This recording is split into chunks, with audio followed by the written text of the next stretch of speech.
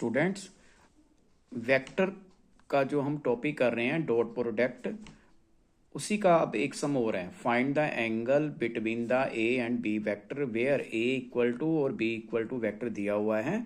दो सम है, देखिए कैसे करेंगे। सबसे पहले मैंने क्या किया, हमें ये पता होना चाहिए कि ए डॉट बी का जो स्टैंडर्ड रिजल्ट है वो क्या होता है, magnitude A vector B vector और साथ में क्या होता है कॉस थीटा। ये आपको पता होना चाहिए।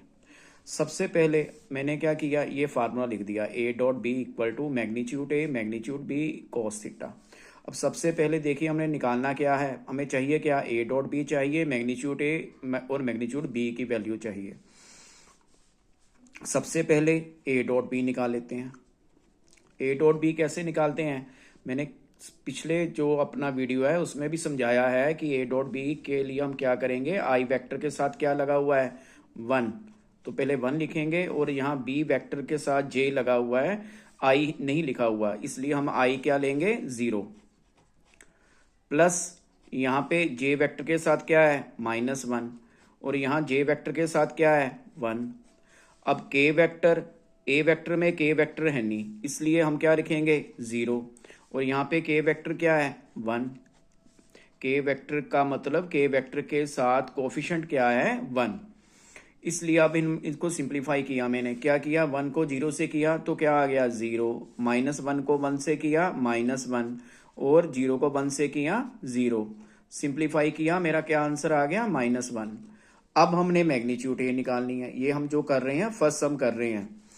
ए की मैग्नीट्यूड कैसे निकालेंगे, क्या फार्मूला होता है, कोफिशिएंट आई का जो लगा उसका स्क्वायर कीजिए, क्या है 1 का स्क्वायर कर दिया, प्लस जे क्या है, जे का कोफिशिएंट क्या है -1 उसका स्क्वायर कर दिया, प्लस के का कोफिशिएंट कुछ भी नहीं है इसलिए 0 लिख दिया।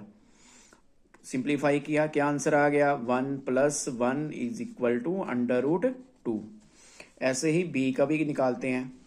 क्या किया, अंडर रूट बी का कोफिशिएंट आई वाला कुछ नहीं है 0 लगा लिया, प्लस जे का क्या है 1 का स्क्वायर कर दिया, के का क्या है 1 का स्क्वायर कर दिया। सिंप्लीफाई करेंगे, सेम जो ए वेक्टर बना है वही, जो ए वेक्टर की वैल्यू आई है वही बी मैग्नीट्यूड की वैल्यू भी सेम आ गई। अब ये सारी वैल्यू क्या करेंगे, put in 1, put all value in equation 1 कर दो। ए डॉट बी कितना निकाला था -1 लिख दिया, magnitude A vector √2 magnitude B vector √2 और कॉस थीटा मैंने ऐसे ही लिख दिया। अब क्या किया, -1 ऐसे आ गया, √2 हो गया 2 कॉस थीटा, तो कॉस की वैल्यू क्या आ गई -1 और ये वाला 2 इसके नीचे चले गया। अब क्या किया, थीटा = हमारा क्या आ गया कॉस, ये कॉस उधर जाके क्या बन गया इनवर्स -1/2। अब क्या करेंगे, हमने +1 में किया है कि किस प्रकार वैल्यू निकाली जाती है। अब आपको पता होना चाहिए कॉस इनवर्स -1/2 किसकी वैल्यू होती है, किसकी होती है 120 की। तो हमारा आंसर क्या आ गया, थीटा = 120 डिग्री। ऐसे ही दूसरा सम करेंगे, वो भी सेम ऐसे ही।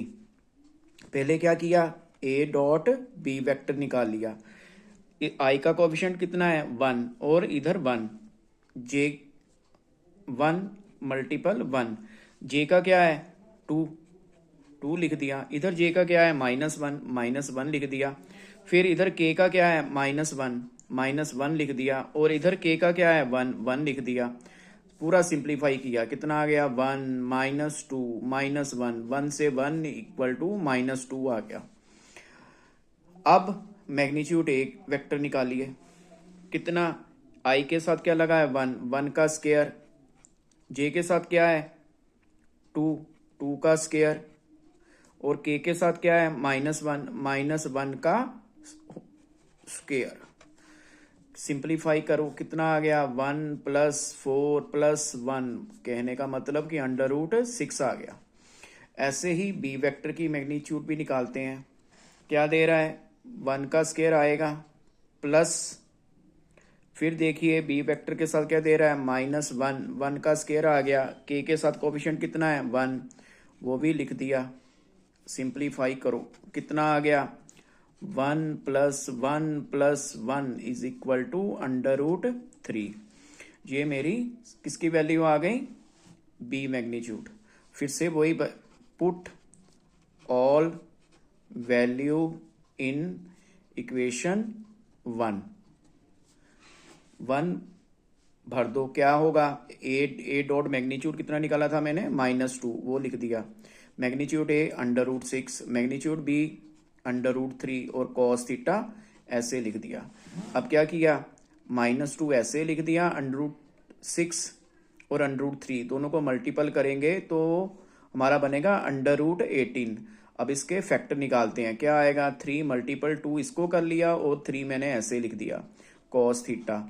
तो ये क्या आ गया, कॉस थीटा किसके इक्वल हो गया, -2 और नीचे कितना आ गया, इन दोनों 3 और 3 बाहर आ गए और अंदर क्या रह गया √2। तो अब क्या किया, ये वाला जो √2 है मैंने ऊपर लगा दिया, √2/3। तो थीटा मेरा कितना आ गया, -√2/3। साथ में क्या आ गया, कॉस थीटा। इधर आप कॉस इनवर्स भी ले सकते हो, जहां फिर कॉस इनवर्स लिख ही लो, कॉस इनवर्स -√2/3। यही हमारा आंसर हो गया।